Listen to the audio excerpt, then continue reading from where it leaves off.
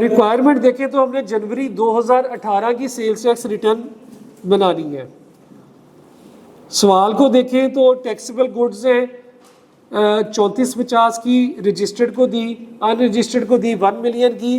ये एक important point इसके अंदर नया आया जो पहली दफ़ा टेस्ट हुआ था कि consumable goods supplied on PIA international flight, क्या ये जीरो रेटेड है कि नहीं, कि ये टैक्सेबल सप्लाई है?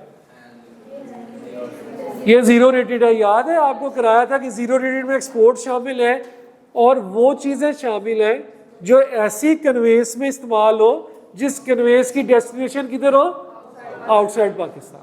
तो ये देखिए उसने इसको यहाँ पे चेक किया है कि कंज्यूमर 5, तो मेरी जीरो रेटेड टोटल कितनी हो गई 13 लाख, 5 लाख जमा नीचे वाली export 13 lakh.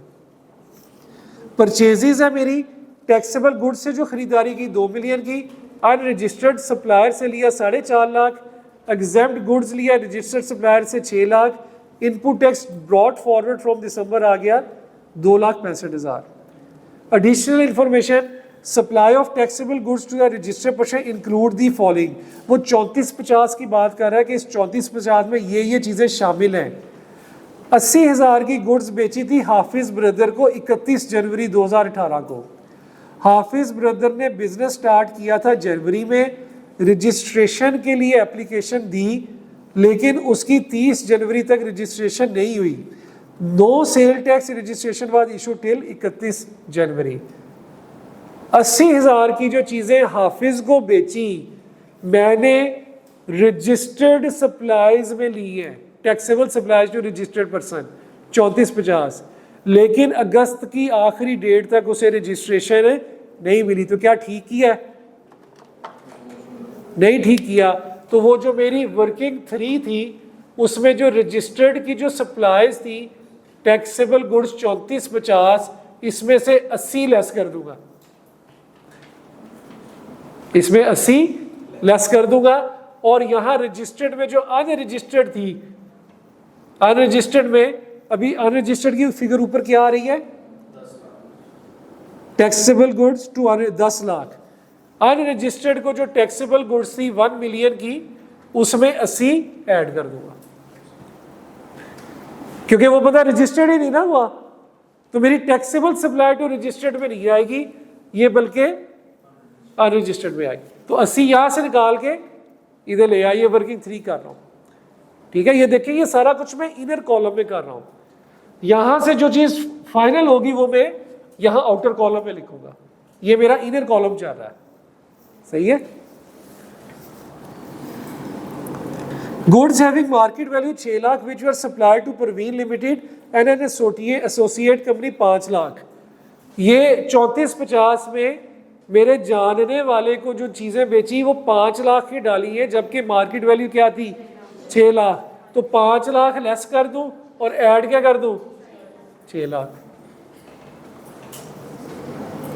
Goods having an invoice erroneously issued 4,50,000, जबकि करेक्ट अमाउंट कितनी थी 5,40,000। 4.5 लाख की इनवॉइस ही गलती से, असल थी 5,40,000। तो 450 लेस करके असल ऐड कर दूं 540, ठीक है। अब sale to Ghalib corporation of goods 225, the contract of sale had signed but neither invoice was issued nor any delivery and payment was made in जनवरी।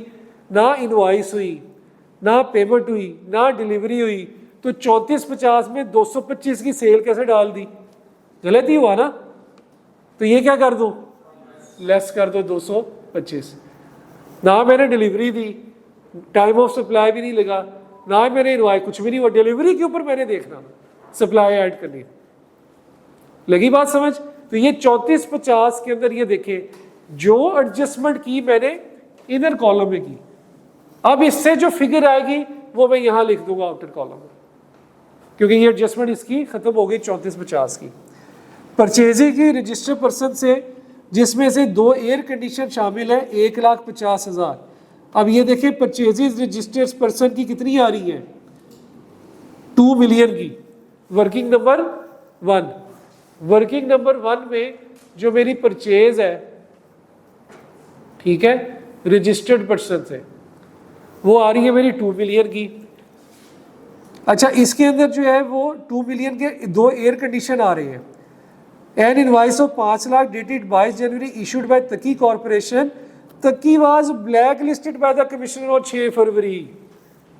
अब ब्लैक लिस्ट होने से पहले वो सस्पेंड हुआ होगा, जो सारा हमने प्रोसेस देखा है। यानी कि जब मेरे से बात की, मेरे से काम किया, तो वो सस्पेंडेड था, तो सस्पेंडेड की परचेज में इनपुट ले सकता हूँ? नहीं ले सकता। तो ये कितनी थी परचेज रजिस्टर्ड की? 2 मिलियन थी ना। 2 मिलियन में से 2 चीजें निकाल दें, 2 मिलियन में से 2 एयर कंडीशन निकाल दें, कितने के थे? 150 के ईच के दोनों, 150 ईच के दोनों 150 के थे। और जो परचेजेस की थी तकी से कितनी थी? 500। ये लीजिए 500 भी निकाल। अब ये जो आज सारा सुबह से लेके अब तक पढ़ा, देखिए उसकी एडजस्टमेंट पूछ ली ना उसने। आगे चले। FA destroyed certain goods worth rupees 45,000 after following the due process. अब देखिए रजिस्टर्ड की ये खत्म हो गई, इट मीन्स कि और कोई एंट्री नहीं है, क्योंकि वो अगली बात करने लग गया। हो सकता है कि आगे जाके मिल जाए, तो आप बेशक इसे ओपन रहने दें till the completion of the question, ठीक है। तो अब अगली एंट्री वो इससे रिलेटेड नहीं है, वो इंडिपेंडेंट एंट्री है। फिक्स एसेट उसने डिस्ट्रॉय किए 45,000 के। अब वो सारा उसने प्रोसेस याद है डिस्ट्रॉय करने का क्या प्रोसेस था? कि वो कमिश्नर को बताएगा, वो बंदा भेजेगा, उसके सामने चीज़ों को डिस्ट्रॉय किया जाएगा। वो कहता है उसने सारा प्रोसेस किया। अब क्या हो गया जी? Input tax on these goods are claimed in December 2017 में उनके ऊपर इनपुट क्लेम किया था। मैं जनवरी में बैठा हूँ ना अब, तो वो जो इनपुट प्लस किया था अब क्या करूँ? माइनस कर दे। पढ़ा था ना कि जो गुड डिस्ट्रॉय कर दे उसका इनपुट क्लेम नहीं करना। तो फिर इसका जो इनपुट होगा 45 का 18%, वो यहाँ पे मैं माइनस कर दूंगा, ठीक है। आगे चले। Free replacement of the defective part costing 4 lakh related to the goods which were sold under 1 year warranty. The market value of such part was 5,50,000। Free में रिप्लेस कर दी है। इसकी ट्रीटमेंट आप लोगों को बताई थी कि अगर कोई चीज़ वारंटी में फ्री में रिप्लेस कर दे तो उसको कहीं टैक्सेबल सप्लाई पे नहीं लेना, क्योंकि वो जितने की वैल्यू थी उतने की ही फ्री रिप्लेसमेंट चलेगी।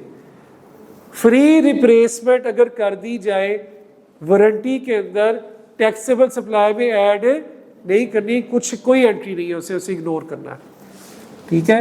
डेबिट नोट है 1 लाख का इशूड बाय कस्टमर और the goods return were duly settled and the relevant credit note has been issued with the.